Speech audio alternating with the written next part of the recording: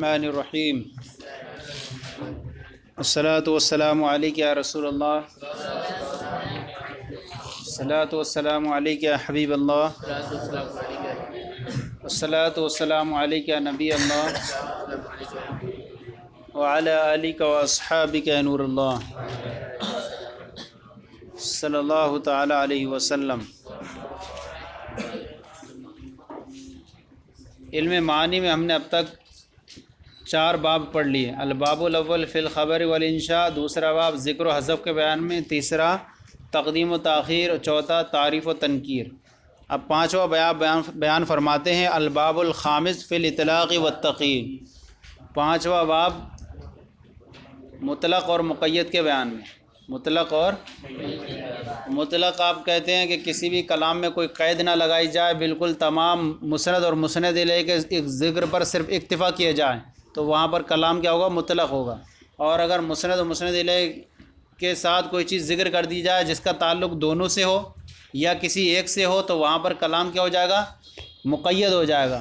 اب مطلق کو بھی ذکر کرنے کے کچھ فائدے ہوا کرتے ہیں اور مقید کو ذکر کرنے کے بھی کیا فائدے ہوا کرتے ہیں، تو یہاں پر ان سب کے بارے میں بیان فرمائیں گے کہ الباب الخامس فی الاطلاق والتقیید، 5واں باب اطلاق اور تقیید کے بیان میں، یعنی مطلق اور مقید کے بیان میں۔ اذا اختصر فی الجملۃ علی ذکر المسند والمسند الیہ فالحکم مطلق، یہاں تعریف بیان فرما رہے ہیں جب جملے میں صرف مسند اور مسند الیہ کے ذکر پر اکتفا کیا جائے، صرف انہی کو بیان کیا جائے۔ جب جملے میں صرف مسند اور مسند الیہ کے بیان پر کیا کر دیا جائے؟ اکتفا کر لیا جائے، وہیں پر روک لگا دی جائے۔ جب جملے مسند اور مسند الیہ کے ذکر پر اکتفا کیا جائے فالحکم مطلق، تو حکم کیا ہوگا؟ مطلق ہوگا۔ وَإِذَا زِيدَ عَلَيْهِمَا شَيْءٌ، اور جب ان پر کوئی چیز زائد کر دی جائے، کن پر؟ مسند اور مسند الیہ پر، مما يتعلق بهما، جو چیز ان دونوں سے تعلق رکھے، او بأحدہما، یا ان میں سے کسی ایک سے تعلق رکھے، مسند سے تعلق رکھتی ہو یا مسند الیہ سے تعلق رکھتی ہو، فالحکم مقید، تو حکم کون سا ہوگا؟ مطلق رکھیں گے ہم، جیسے ہم نے کہا زید حافظ القرآن، زید نے قرآن حفظ کیا، تو اب یہاں پر قرآن حفظ کیا، یہاں مسند اور مسند الیہ ایک ہیں، لیکن اس کے اندر کچھ اور چیزیں ذکر نہیں ہے کہ کب حفظ کیا، کون سی سال تھی، جوانی تھی، بڑھاپا تھا، کب حفظ کیا۔ تو اب مطلق رکھنے کا فائدہ یہ ہوتا ہے کہ تاکہ انسان اس میں ہر ممکن راستہ اختیار کر سکے، کہیں کو بھی کوئی راہ لے سکے، اور مقید کرنے کے بھی کچھ فائدے الگ الگ ہوا کرتے ہیں، تو اس کے بھی جو ہوتے ہیں فائدے ہوا کرتے ہیں، تو اس کو بھی بیان فرمائیں گے یہاں پر۔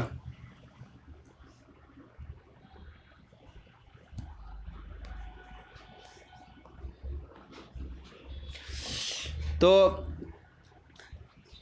جب ان دونوں پر کوئی چیز زائد کر دی جائے، مما یتعلق بہما، جس کا تعلق ان دونوں سے ہو، او باحدہما، یا ان میں سے کسی ایک سے متعلق ہو، فالحکم مقید، تو حکم، والاطلاق یکون حیث لا یتعلق الغرض بتقید الحکم بوجہ من الوجوہ۔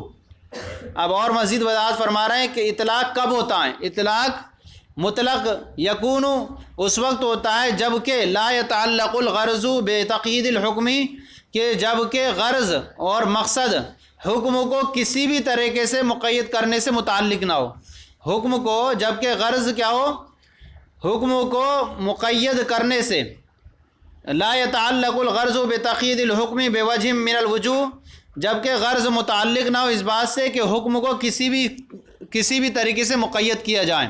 ایک مفہوم لفظی ترجمہ ہو گیا، یعنی حکم کو کسی بھی طریقے سے مقید کرنے کے ذریعے غرض متعلق نہ ہو، کوئی ہماری غرض متعلق نہیں ہے اس سے، ہم غرض ہماری یہ نہیں ہے، بلکہ صرف ہم ایسے ہی چھوڑ دے رہے ہیں۔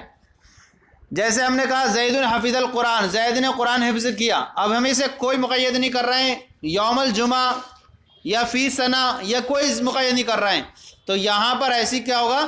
حکم کیا ہوگا؟ مطلق ہوگا، کہ غرض آپ کی جو غرض اور مطلب وہ متعلق نہ ہو حکم کو مقید کرنے سے، بے وجہ من الوجوہ، کسی بھی طریقے سے حکم کو مقید کرنے سے کوئی غرض متعلق نہ ہو تو حکم کیا ہوگا؟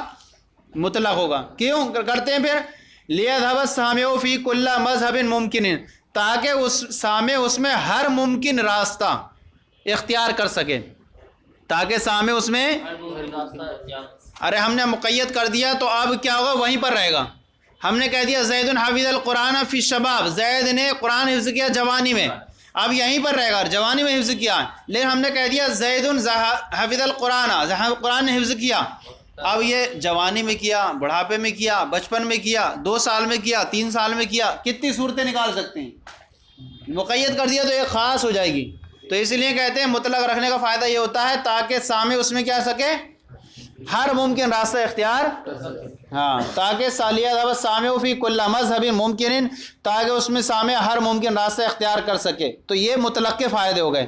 والتقید حیث یتعلق الغرض بتقییدہ بوجہ مخصوص، اور تقید اس وقت ہوتی ہے جب کہ غرض متعلق ہو اس حکم کو مقید کرنے سے کسی بھی مخصوص طریقے سے، ہے نہیں، بتقییدہ، اور غرض جب کہ، اور کیا کہتے ہیں، والتقید حیث یتعلق الغرض بتقییدہ بوجہ مخصوص من الوجوہ، اور مقید اس وقت ہوتا ہے، تقیید اس وقت ہوتی ہے جب کہ غرض کسی بھی حکم کو مقید کرنے سے، کسی مخصوص طریقے سے مقید کرنے سے غرض متعلق ہو. مخصوص طریقے سے ہم نے اس کو مقید کر دیا کہ یہ چیز ہے، اب وہاں پر جو ہے ہمارا دوسری چیزوں کو شامل نہیں کرنا ہوتا ہے. اچھا، تقید کرنے کا فائدہ یہ ہوتا ہے کہ ہم نے اب یہاں مقید کر دیا، اب دوسری چیزیں شامل نہیں ہو سکتی اس میں. پہلے یہ تھا کہ بہت ساری چیزوں کا احتمال تھا آنے کا. جیسے ایک مثال دیں، جیسے ہم نے کہا جا رجل عالم، میرے پاس عالم مرد آیا. اب یہاں اگر ہم صرف عالم نہ لاتے تو رجل میں ہر طرح کا رجل شامل ہو جاتا، لیکن ہم نے عالم کہہ دیا تو غیر عالم فرد افراد کیا ہو گئے، اس سے خارج ہو گئے. سمجھا نہیں؟ تو کیا کہتے ہیں کہ تقیید اس وقت ہوتی ہے جب کہ کسی مخصوص طریقے سے اس کو مقید کرنے سے غرض کیا ہو، غرض اور مطلب کیا ہو، متعلق ہو. لو لم یرا، اگر اس کی رعایت نہ کی جائے، اس کیا ہے، اگر اس تقیید، اس قید کی رعایت نہ کی جائے، تفوت الفائدۃ المطلوبہ، تو فائدہ مطلوبہ کیا ہو جائے گا، فوت ہو جائے گا. مان لیجئے ہم نے کہا فائدہ مطلوبہ فوت ہو جائے گا اگر اس کی رعایت نہ کی جائے. مان لیجئے ہم کہنا چاہ رہے ہیں کہ زید جمعے کے دن آیا، اور ہم نے یہ اگر اس کی رعایت نہ کریں اور آپ کو بھی کہہ دیں زید آیا، تو آپ سوچتے ہیں کہ پتہ نہیں کب آیا.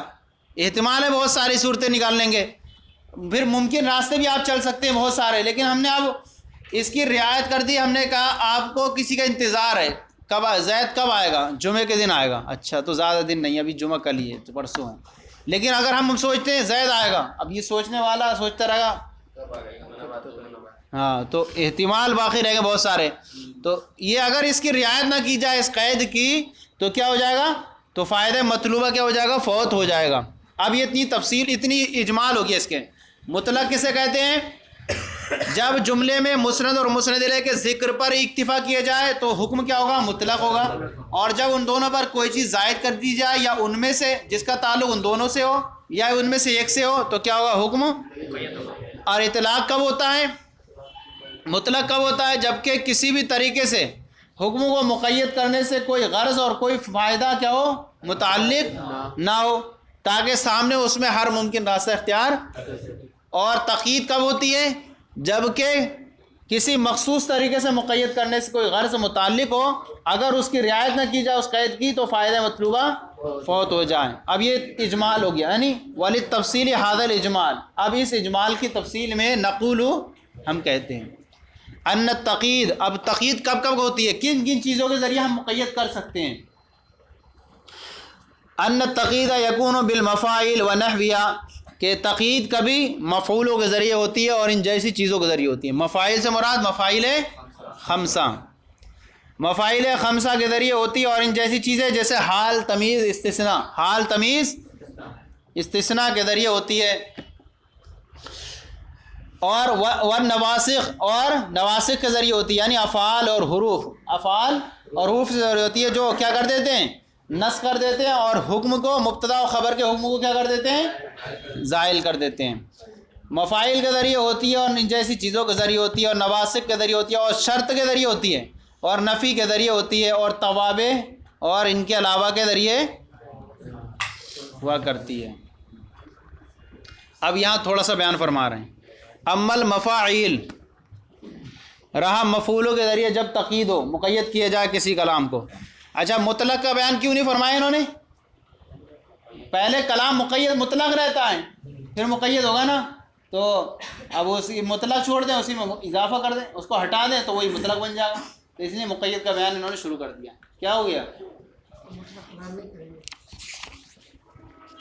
اس لیے مطلق کا بیان انہوں نے یہاں نہیں کیا، سمجھا نہیں؟ ہاں مطلق کیا رہتا ہے کہ اگر اس قید کو ہٹا دیں وہی مطلق بن جائے گا، بس سمجھا نہیں؟ جیسے وہ متلازم والے میں نے بیان کیا تھا نا تقدیم و تاخیر میں، وَأَمَّا الْمَفَاعِلُ وَنَحْوِهَا، رہا مفاعل نحوها، رہا مفعول اور ان جیسی چیزیں، جیسی مبتدا اور کیا حال، تمیز و استثناء وغیرہ، مفعول اور ان جیسی چیزوں کے ذریعے تقید، فَالتَّقِيدُ بِهَا يَكُونُ لِبَيَانِ نَوْعِ الْفِعْلِ، تو ان کے ذریعے تقید فعل کی نوعیت کو بیان کرنے کے لیے آتی ہے۔ فعل کی نوعیت بیان کرنے کے لیے کیا لاتے ہیں؟ مفعول مطلق۔ تو مفعول، اب یہ مفاعل بیان کر رہے ہیں تو اب ہر ایک کی تفصیل بیان کر رہے ہیں۔ رہا تقید، ان کے ذریعے کبھی فعل کی نوعیت بیان کرنے کے لیے آتے ہیں، اور فعل کی نوعیت کے لیے مفعول مطلق آتا ہے۔ جیسے جلستو جلسۃ القاری، میں قاری کے بیٹھنے کی طرح، تو فعل کی نوعیت کیا ہے؟ نوعیت قاری کے بیٹھنے کی طرح بیٹھا۔ تو تقید ان کے ذریعے کبھی فعل کی نوعیت بیان کرنے کے لیے آتے ہیں، تو فعل کی نوعیت بیان کرنے کے لیے کون سا مفعول آئے گا؟ مفعول مطلق۔ او ما وقع علیہ، فالتقید، کبھی تقید ان کے ذریعے اس چیز کو بیان کرنے کے لیے آتی ہے جس پر فعل واقع ہوا ہو، تو فعل واقع ہونے کے لیے کون سا مفعول آتا ہے؟ مفعول بھی، جیسے ضرب زید عمرا، ضرب زید عمرا، جیسے حفظت القرآن، میں نے قرآن حفظ کیا۔ او فی، یا تقید ان کے ذریعے مفعولوں کے ذریعے اس چیز کو بیان کرنے کے لیے آتی ہے جس میں فعل واقع ہوا، مفعول فی ہوتا ہے، جیسے جلستو امامہ کا، یا یہ کیا ہو گیا؟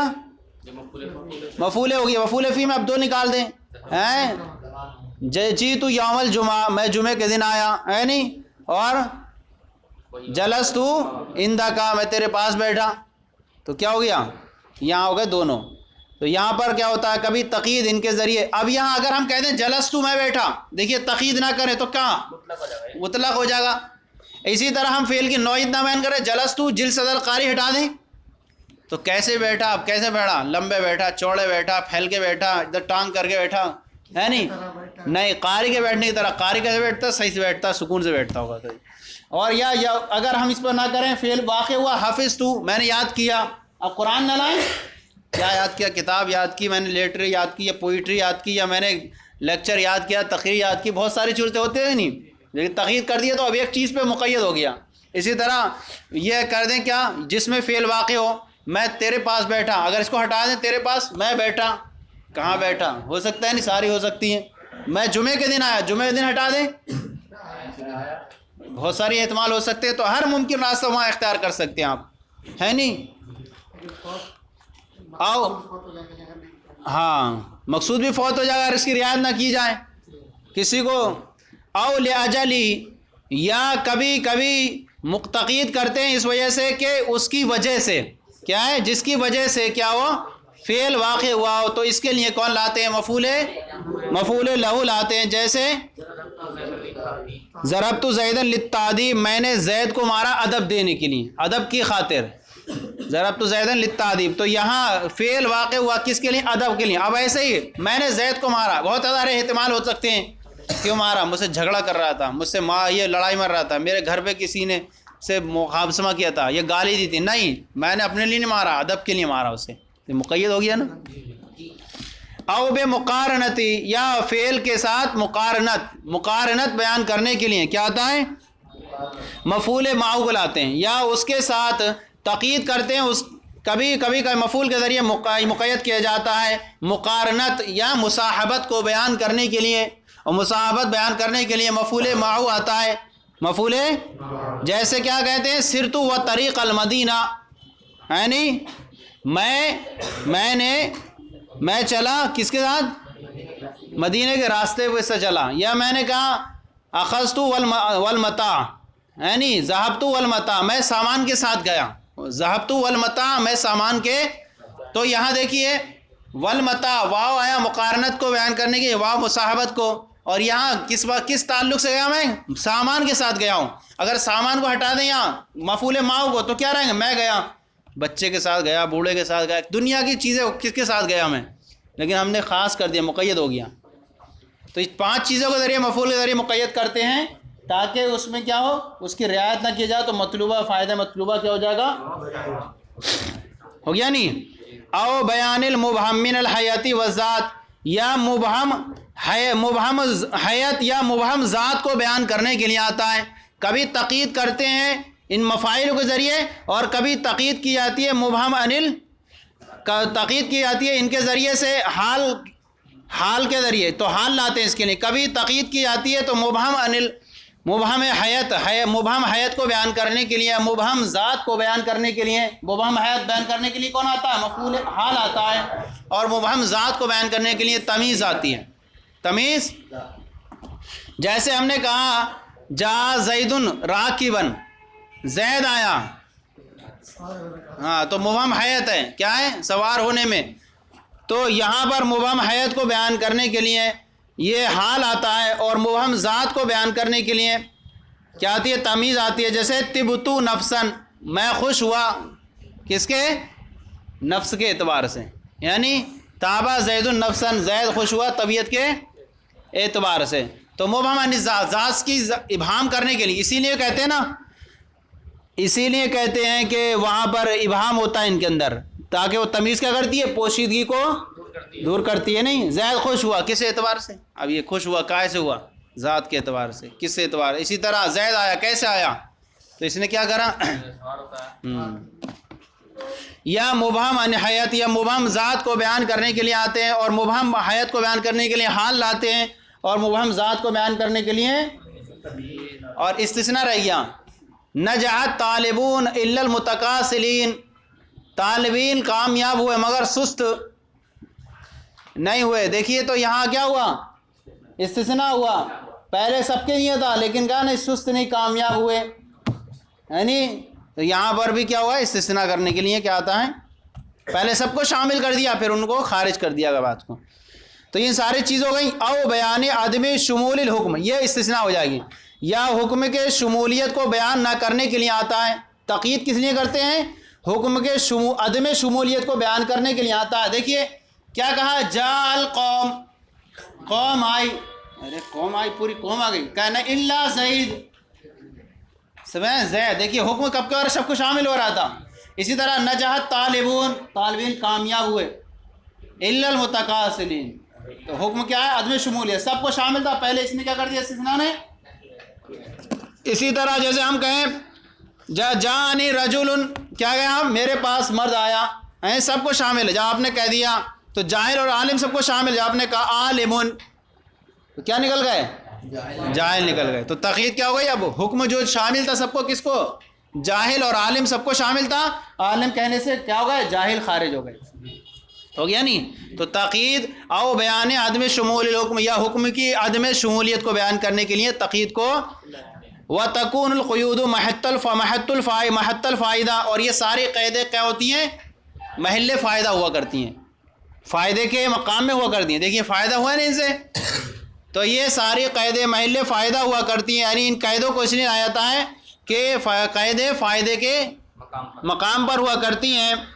اب کہہ رہے ہیں والکلام بدون یا کاذباً، اور کلام اس کے بغیر کبھی کاذب ہو جاتا ہے یا غیر مقصود بالذات ہوا کرتا ہے، یعنی مقصود بالذات ہوا، مقصود جو ہمارا کلام تھا وہ کلام ختم ہو جائے گا اگر ہم اس قید کو ہٹا دیں۔ کلام کبھی اس کے بغیر اگر ہم اس قید کو ہٹا دیں کیا ہو جائے گا؟ کلام کاذب ہو جائے گا، یا کلام ہمارا مقصود ہے جو ذات تھا، مقصود بالذات تھا، اس سے نکل جائے گا، یا غیر مقصود بالذات ہو جائے گا۔ اس کو جو وہ سمجھا رہے ہیں، جیسے غیر مقصود بالذات کی مثال یہ لیں، جیسے ہم نے کہا کانا زید مسافرن، زید مسافر تھا، زید، یہ کانا بھی کس میں سے؟ حروف میں سے ہے، کانا بھی حروف میں سے ہے، نہیں فعل ناقص میں سے ہے، اب فعل ناقص میں سے اب ہم یہ بتانا چاہ رہے ہیں کہ زید سفر کیا، زید نے کب سفر کیا؟ زمانہ گزشتہ میں.